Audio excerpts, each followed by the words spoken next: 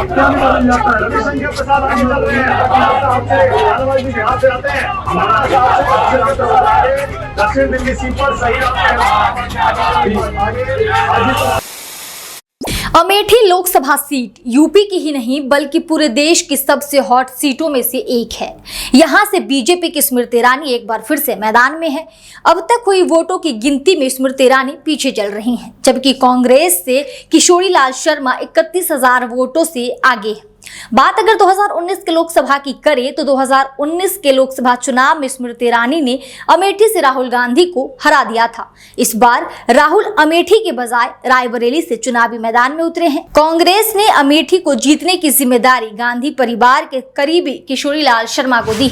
शरद शर्मा लिखते हैं कि चुनाव आयोग के मुताबिक सभी 543 लोकसभा सीटों के रुझान आए। बीजेपी 237 सीटों के साथ अपने दम पर बहुमत के आंकड़े से दूर है, जबकि कांग्रेस 97 सीटों पर आगे है। 33 सीटों के साथ समाजवादी पार्टी तीसरे नंबर पर है।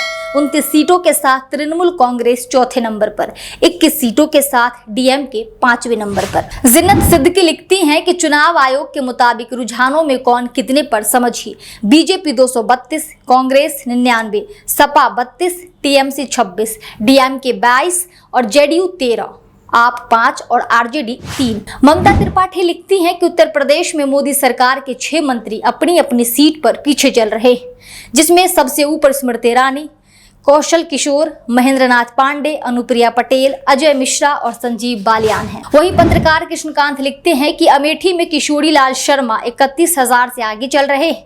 इन्हें कांग्रेस का नौकर, सोनिया का पीए आदि कहने वाले कहां मुंह दिखाएंगे। अमेठी की जनता ने दीदी के अहंकार को आईना दिखा दिया। पत्रकार सचिन गुप्ता लिखते हैं कि उत्तर प्रदेश में 4 मंत्री पीछे। मोहनलालगंज से केंद्रीय मंत्री कौशल किशोर 44,000 से पीछे। अमेठी से केंद्रीय मंत्री स्मृति ईरानी 19,000 से पीछे। मुजफ्फरनगर से केंद्रीय मंत्री संजीव बालियान 13,598 वोटों से पीछे। जालौन में केंद्रीय मंत्री भानु प्रताप वर्मा 9,532 से पीछे चल रहे हैं।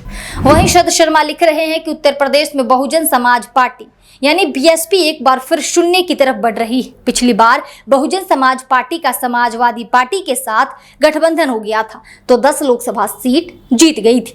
2014 में भी अकेले चुनाव लड़ने पर बहुजन समाज पार्टी शून्य पर ही सिमट गई थी। राजेश साहू लिखते हैं कि यूपी में इंडिया गठबंधन ने 6 मुस्लिम प्रत्याशियों को टिकट दिया था, 4 सपा ने और 2 कांग्रेस ने। इसमें 5 प्रत्याशी रामपुर में सपा के मुहिबुल्लाह, संभल में जियाउर रहमान, अमरोहा से दानिश अली, सहारनपुर से इमरान मसूद, गाजीपुर से अफजाल अंसारी अपनी अपनी सीटों से आगे चल रहे हैं। सिर्फ कैराना से इकरा हसन ही करीब 6,000 वोटों से पीछे चल रही है।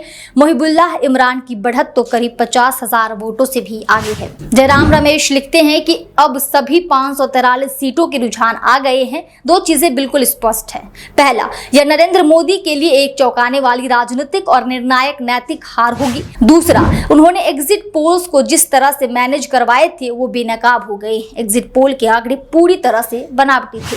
शकील अख्तर लिखते हैं कि गोदी मीडिया के एंकर बहुत परेशान है। एनडीए का आंकड़ा 300 के पार भी नहीं पहुंच पा रहा।